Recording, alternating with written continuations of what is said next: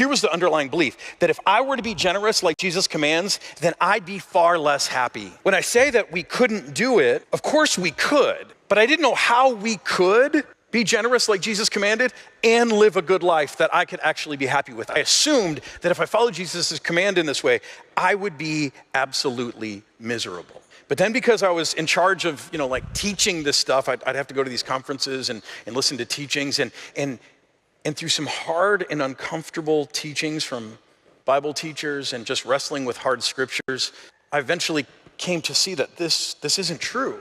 This isn't true.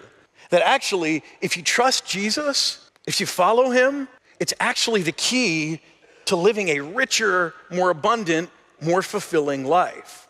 And so my hope today is that in the same way I had to encounter some hard teachings that were uncomfortable, they kind of made me frustrated or mad sometimes. I found myself just kind of speaking back, being like, but you don't understand the situation I'm in. And I had to wrestle through that. My hope is that in the same way that eventually God used those things to soften my heart and to change my view, I'm hoping that God might do the same thing for you today, that he might soften your heart on this issue for your own sake so that you can live a richer life, but also for the sake of our movement so that the world gets to see in those of us who bear the name Christ. Christian means little Christs, so that the world gets to see in us more of the character of the one whose name we bear.